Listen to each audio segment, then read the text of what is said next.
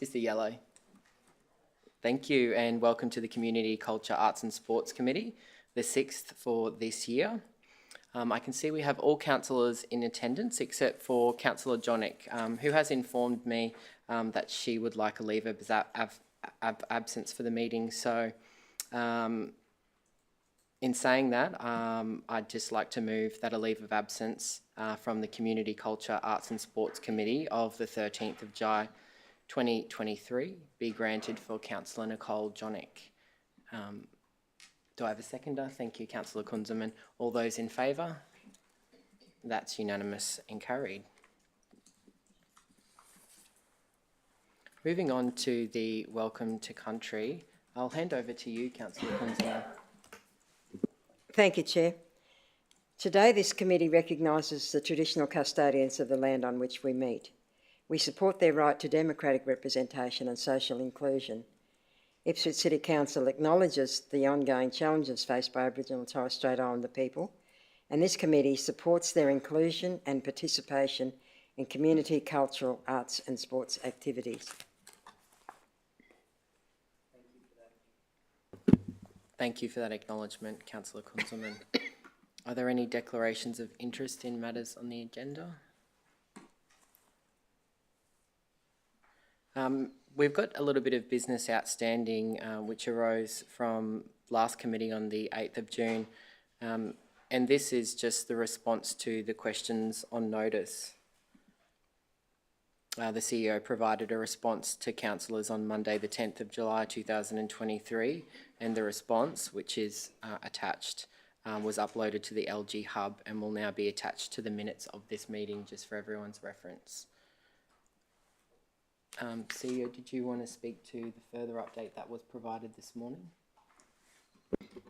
Certainly, thank you, Chair. There was another outstanding question on notice in relation to the update that was provided at the last committee meeting on the Indigenous Accord, and particularly on the work that is underway in relation to a healing place and the Indigenous Soldiers Memorial. So an update on that was shared with committee members by email this morning and will be also attached to the minutes of the last meeting, if acceptable. Thank you. Great, thank you. I'm just wondering if this needs any other formal nod to it in a meeting sense. Okay, we'll move on to item number 1, but yeah, just Councillor Kunzelman, sorry. I just wanted to thank the CEO for the response that she's provided, the fulsome response that she's provided. Yeah, thank you. Thank you. Item number 1 today is the confirmation of minutes of the Community Culture, Arts and Sports Committee number 5 of the 8th of June 2023. The recommendation here is that the minutes of the committee held on the 8th of June be confirmed. I'll move that. Councillor Kunzelman, thank you for seconding. Are there any amendments that members of the committee would like to make? We'll take that to the vote. All those in favour? And that's unanimous and carried. Item number 2, it's that time of year again, 2024 Ipswich Show Holiday. This report is concerning a recommendation received from the Ipswich Show Society to make an application to the Office of Industrial Relations for the 2024 Ipswich Show Holiday to be held on Friday the 17th of May 2024. The recommendation here is that Council accept the recommendation of the Ipswich Show Society and make an application to the Office of Industrial Relations for the Ipswich Show public holidays as follow: day and night, Friday 17th of May 2024, the Ipswich Annual Show, and the endorsement from the Ipswich Show Society correspondence dated 19th of June 2023. I'll move that. Do I have a seconder? Thank you, Councillor Kunzelman. I now open that up for any discussion. Surely there's something from you. If I may, Chair, just obviously we'll get a report back, I'm sure, on the 150th show that just occurred and the record crowds, but yeah, very supportive of the date for the 151st Ipswich show. Yep, they always, because of this process, seem to be one of the first events always diarised for the following year. So there's no excuse for any members of the public to miss the 151st show. We'll take that to the vote. All those in favour? And that's unanimous and carried. Item number 3 this morning is titled Westmoreton Obesity Advisory Group White Paper. This report is concerning the Westmoreton Obesity Advisory Group White Paper, a key deliverable of the Active Ipswich Strategy 2031 was the establishment of the Healthy Active City Alliance, delivered through linking into existing partnership group with the Westmoreton Obesity Advisory Group. The first key piece of work that this group has delivered is a white paper entitled Local Government's Response to Obesity in Regional and Rural Queensland. There are 2 recommendations in front of us today, and they are as follows: that the report titled Westmoreton Obesity Advisory Group White Paper be received and the contents noted, and B, that Council consider the guidance provided in the Westmoreton Obesity Advisory Group White Paper as it implements the Active Ipswich Strategy 2023. I'll move those both together. Do I have a seconder for that? Thank you, Councillor Doyle. Would anyone like to speak to the relevant officer?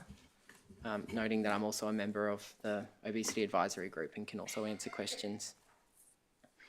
So I guess just in opening, in discussion, I've written a few points here, and I've tried to, as succinctly as I can, just highlight the importance of this work. I'd like to thank Ms. Marnie Orr from Council, who also sits on the Obesity Advisory Group alongside me and provides secretariat support. She's been quite instrumental in progressing this white paper.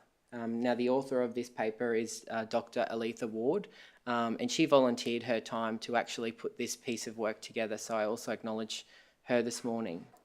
So I guess, in summary, local governments do have a unique opportunity to combat obesity and improve community health outcomes through awareness, advocacy and social policies. The foundation for this is contained within the Active Ipswich Strategy for 2031, of course. According to Queensland Health data, within the Health Indicators report from 2021 pertaining to Westmoreton Health Region, in the years reported through 2019 to 2020, 68% of adults within Westmoreton self-reported as being overweight or obese. In that same period, 31% of children, which is aged 5 to 17, in Westmoreton were reported as being overweight or obese.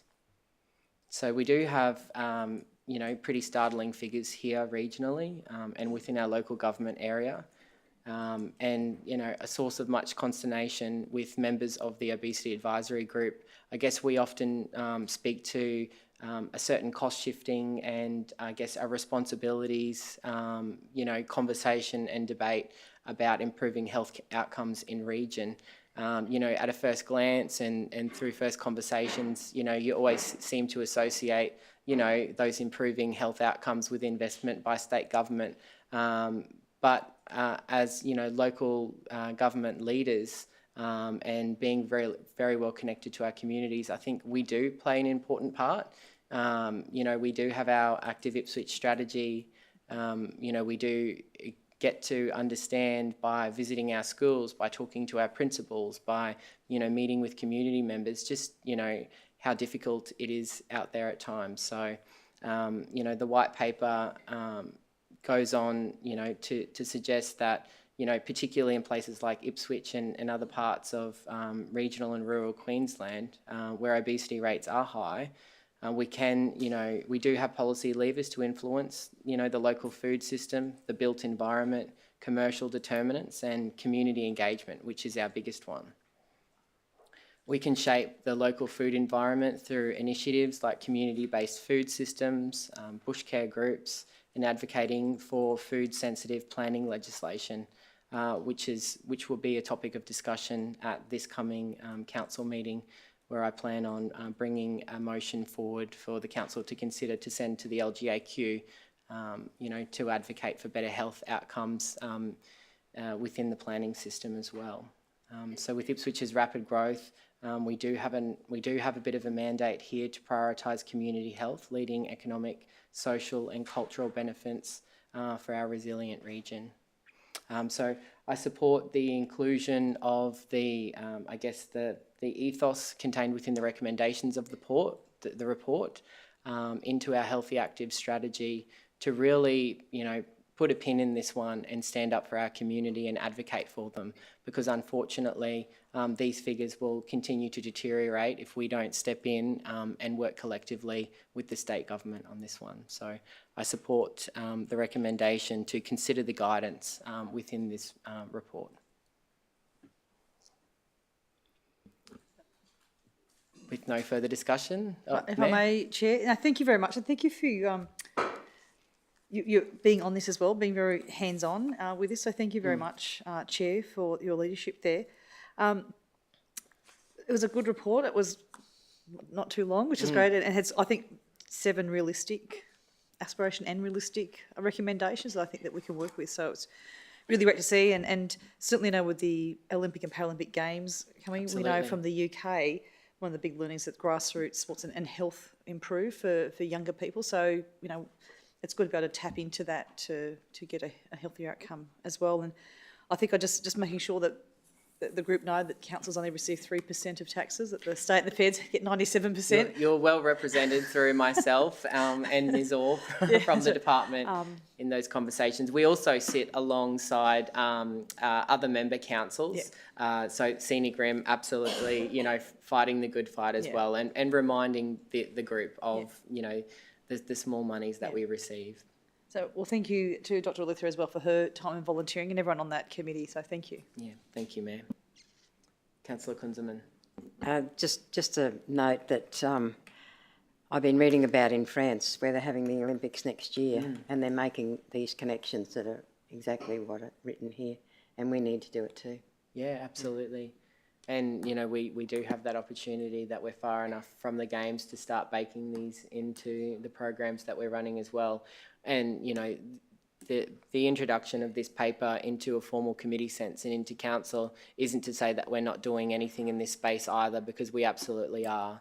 But it's about just taking, a more concerted approach and thinking about our roles in advocating for better health outcomes. With no further discussion, we'll take that to the vote. All those in favour? That's unanimous and carried. We don't have any notices of motion, but we do have a matter arising this morning, and this is in relation to the membership for my committee.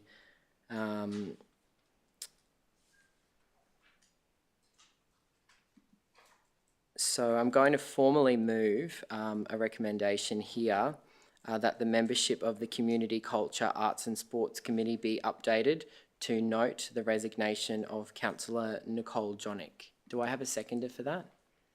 Thank you, Councillor Kunzelman. We'll take that to the vote. All those in favour?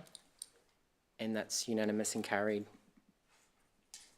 Which brings us to the conclusion of committee this morning at 10:48 a.m. The Economic and Industry Development Committee will commence at 10:58 a.m.